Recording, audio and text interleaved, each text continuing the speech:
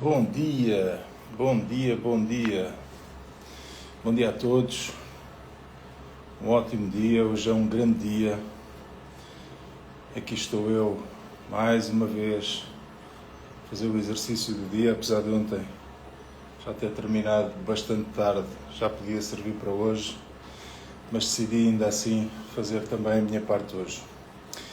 Hoje passei, abrindo aqui a live, essencialmente para vos contar uma história. Imaginem um agricultor muito experiente, todos os anos fazia exatamente a mesma coisa. Escolhia as melhores sementes, preparava a terra e começava uma nova plantação. E num certo dia, ele pegou numa pequena semente de feijão, colocou-a na mão e disse: "Está na hora." Só que aquela semente, por incrível que pareça, respondeu: "Não quero." E o agricultor sorriu e perguntou-lhe: "Porquê? Por que não?"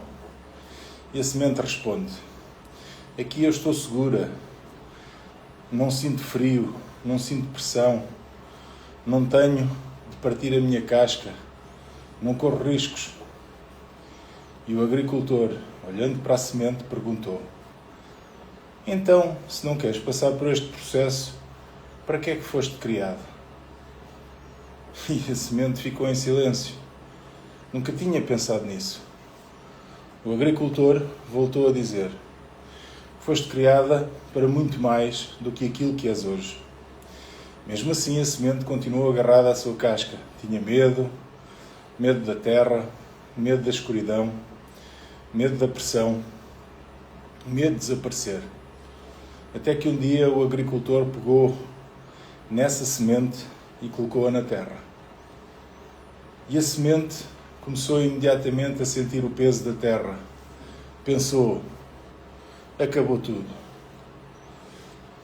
Depois veio a umidade, depois a escuridão, o silêncio, e ela começou a pensar: fui esquecida, estou sozinha, nunca devia ter saído da mão do agricultor. Mas aquilo que ela não conseguia ver era que, naquele silêncio, algo extraordinário estava a acontecer.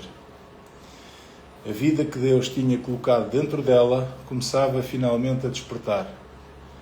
Primeiro, rompeu aquela casca, doeu muito. Depois,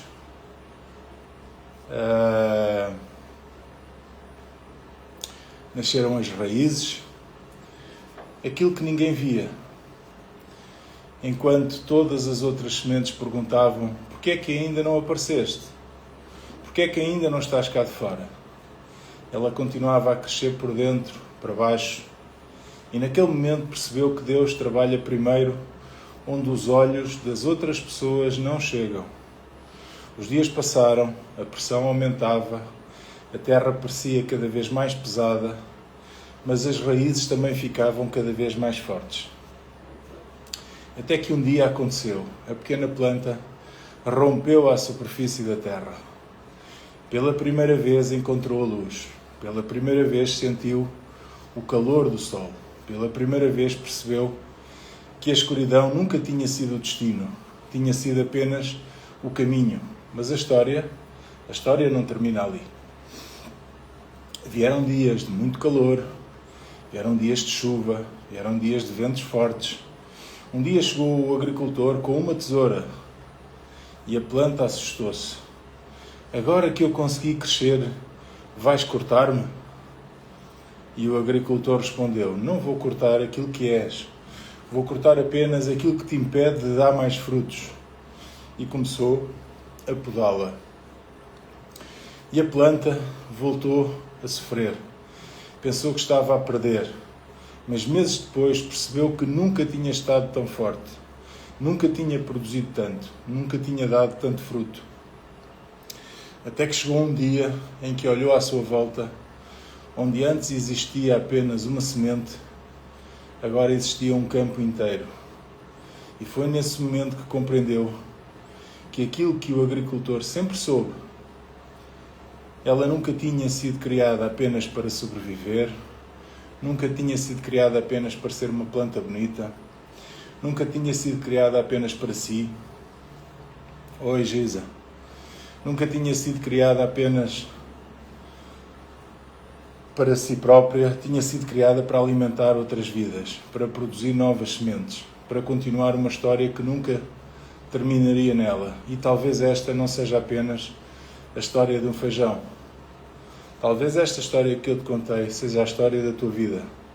Talvez Deus tenha permitido a pressão porque havia raízes para formar. Talvez tenha permitido a escuridão porque havia identidade para fortalecer. Talvez tenha permitido a poda porque havia mais fruto. Bom dia, ó mentora.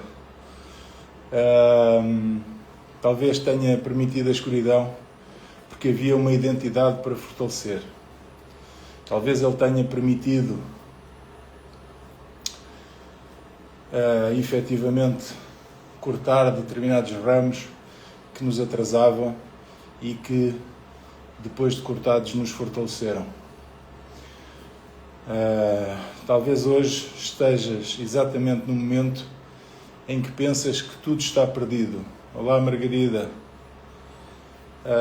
Mas deixa-me dizer-te uma coisa. O agricultor nunca abandona a semente que plantou. Ele conhece o tempo da raiz, ele conhece o tempo da luz, ele conhece o tempo da poda e também conhece o tempo da colheita. E é por isto que eu acredito tanto nos códigos do feijão. Porque Deus deixou na natureza uma parábola viva sobre a nossa própria caminhada. E talvez tenha chegado o momento de deixares de lutar contra o processo e começares a confiar no agricultor. Porque, no fim, o propósito nunca foi que crescêssemos. O propósito sempre foi que a nossa vida produzisse frutos suficientes para alimentar muitas outras vidas. E hoje, com esta história que acabei de contar, gostava que pensasses algumas coisas. Quem é que é o agricultor? É Deus nas nossas vidas. Quem é que é o feijão? Este feijão que não queria ser colocado na terra, que não queria cumprir aquilo que foi criado para ser. Somos todos nós. No dia 11, amanhã, pelas 16 horas, eu vou palestrar na parede os códigos do feijão.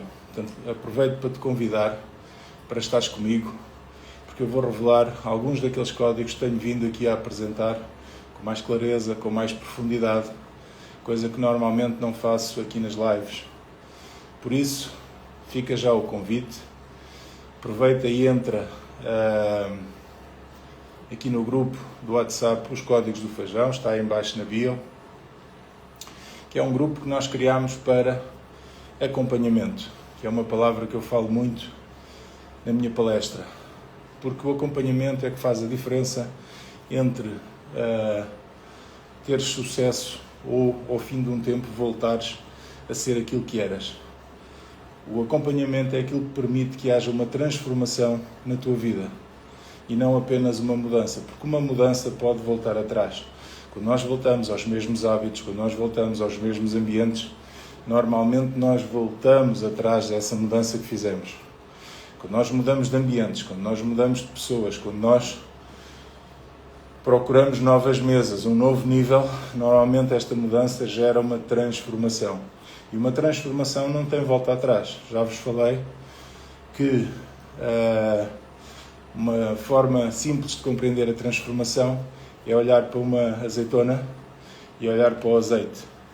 A azeitona foi transformada em azeite. Nunca mais, depois da azeitona transformada em azeite, volta a ser azeitona. Não tem como.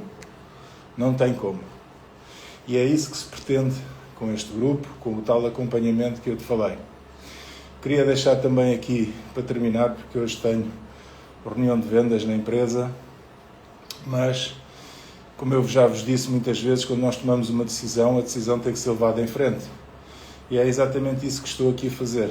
Fazer o exercício do dia, apesar de ontem, como vos disse, já ter iniciado perto das 11 e só acabei à 12:30, portanto, fiz logo o equivalente a 2 dias, mas ainda assim decidi vir fazer a minha parte hoje. Eu estava a dizer que vos queria dar uma deixar também uma mensagem final, porque hoje estive a assistir, antes desta live, a live da Giza. Deixo aqui também o Instagram, é Giza Pimentel, e ela falou algo muito importante sobre a nossa comunhão, a nossa ligação com Deus. E eu quase na parte final, depois de muita coisa que ela falou comigo também, ou que Deus usou a Giza para falar comigo e com todos os que estavam nessa live, eu aconselho-vos também a assistirem às 8 da manhã, que ela faz. Olá, Clélia. Que ela faz todos os dias, e ela falou algo que são coisas que nós sabemos, mas não sei, há dias em que as coisas entram de uma forma diferente. E aquilo que eu vos quero dizer é que imaginem este cenário. Alguns de nós que aqui estamos somos pais, mães, certo? Agora imaginem que os vossos filhos só falam convosco uma vez por mês e que, estando dentro da vossa casa, essa vez por mês que falam convosco é normalmente para pedir dinheiro para alguma coisa, para pedir alguma coisa. Faz sentido?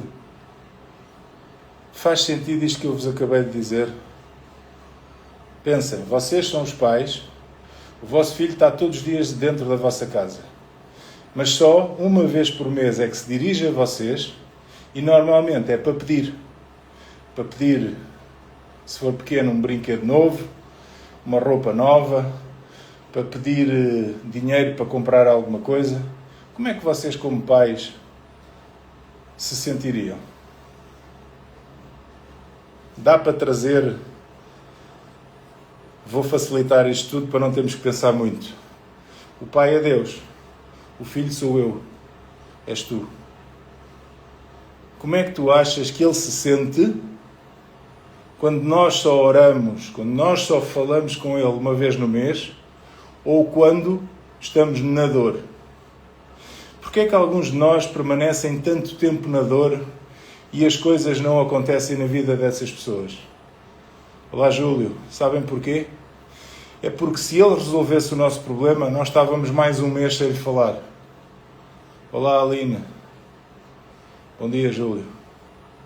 Conseguem compreender isto que eu acabei de dizer agora? Faz sentido?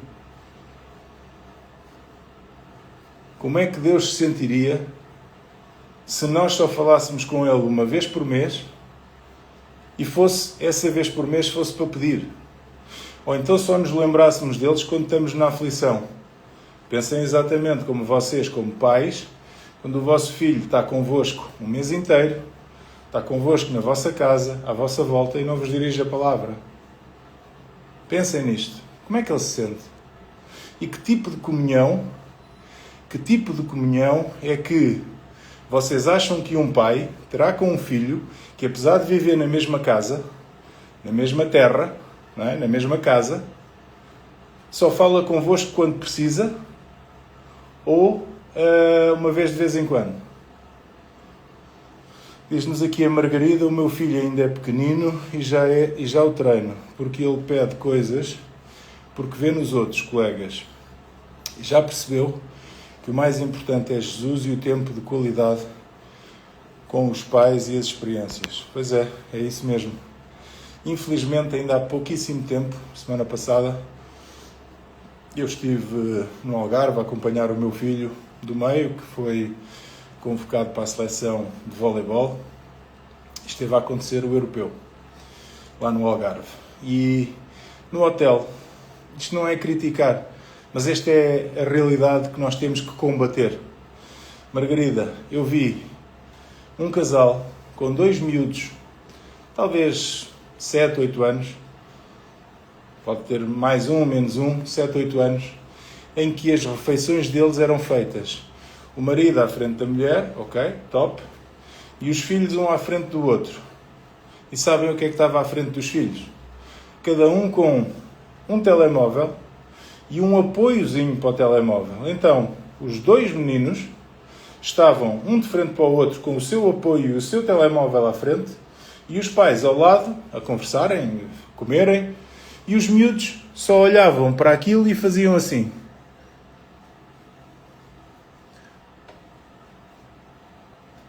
Agora vejam que tipo de comunhão é que estes meninos têm com os seus pais. Que tipo de comunhão é que nós, enquanto filhos, temos com Deus. Hoje caiu-me essa ficha. E eu gostava de partilhá-la convosco. Ok? Custa, realmente custa. Quando nós, Margarida, quando nós temos já esta percepção, quando nós já estamos mais alerta, até arrepia ver estas coisas. Até arrepia ver, porque nós sabemos o que é que vai acontecer a seguir. Imagina, isto é como Deus. A Geisa há pouco dizia que Deus já sabe tudo sobre nós. A Bíblia diz que nós já somos projetados desde o ventre da nossa mãe. Desde o ventre, desde o momento em que nós somos plantados na barriga da nossa mãe, Deus já sabe o que tem preparado para nós. Agora, nós quando olhamos para uma família destas, em que os filhos estão a ser criados desta forma, o que é que isto vai dar de futuro? O que é que isto vai dar no futuro? Não é? Não é só a questão das redes sociais, Margarida. É que atenção, que conversas, outra coisa importantíssima que tu estás aí a falar também, que é qual era o controle que existia naquilo que as crianças estavam a ver.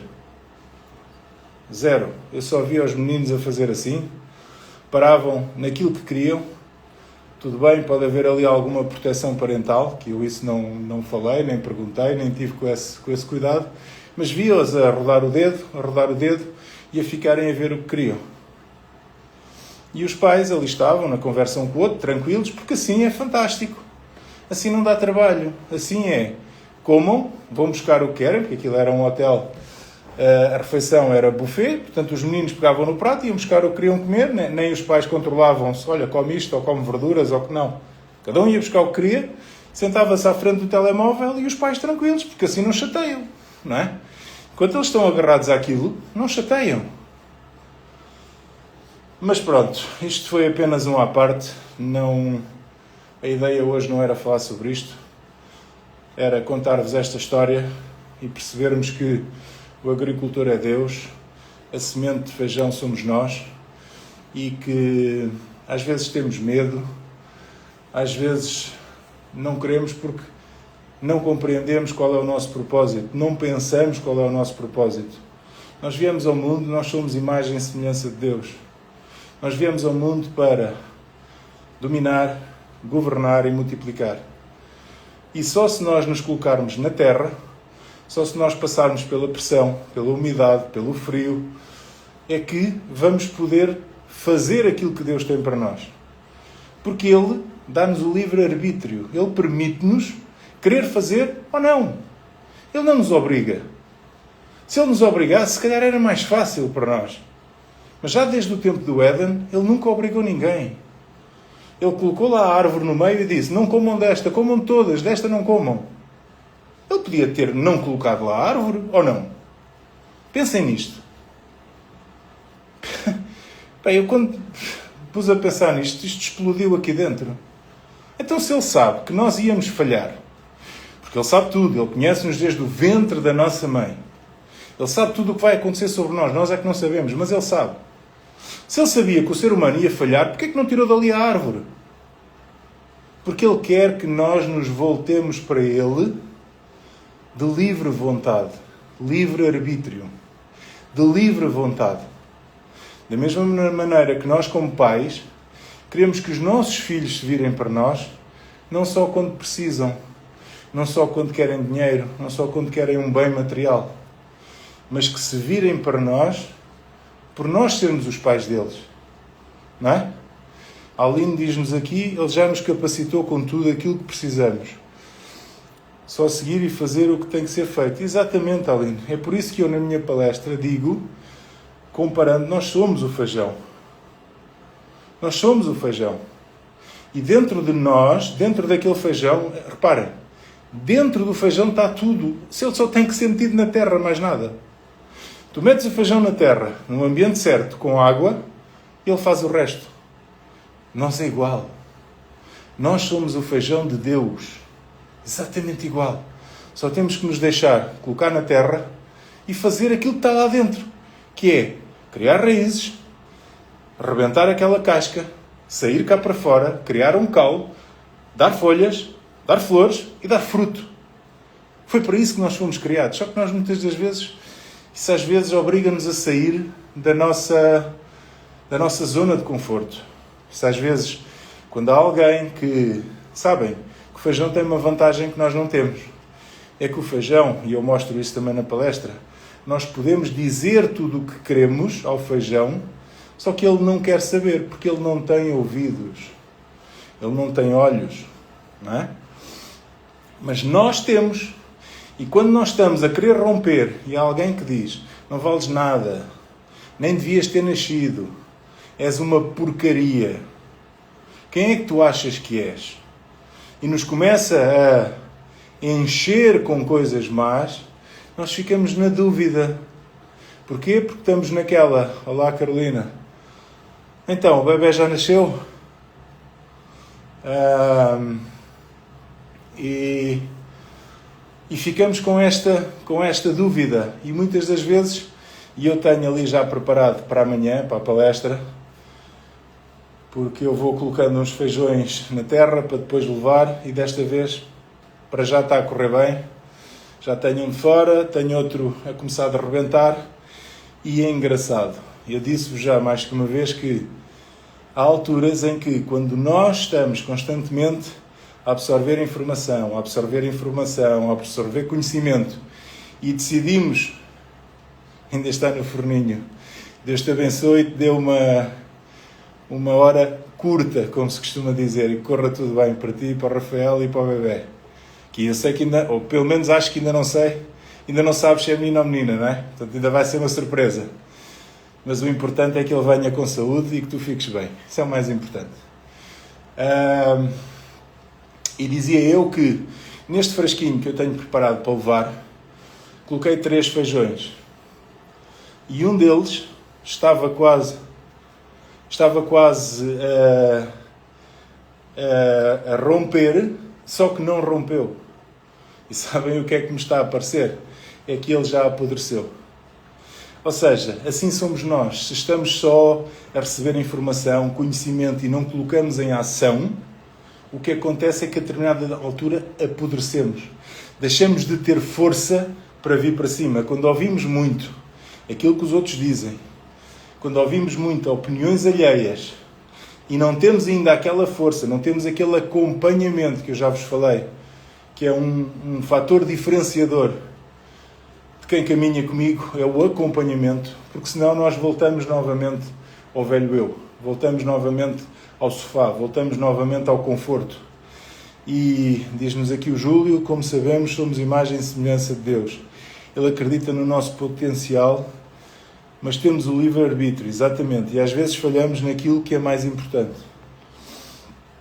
Sem dúvida, Júlio, sem dúvida. Ele não nos quer obrigar. Ele podia, ele tinha todo o poder para nos obrigar a ser escravos dele, mas ele não fez isso. Ele deu-nos a possibilidade de escolher segui-lo de livre vontade ou seguirmos a nossa vida. E muitos de nós é aquilo que escolhemos, é seguir a nossa vida. Bom, amigos, Leila, tudo bem? Venham conversar comigo amanhã, às 4 da tarde, na parede, e lá eu revelarei um pouco mais destes códigos que tenho vindo aqui a falar convosco. Um dia abençoado para todos vocês e vemo-nos amanhã. Um abraço.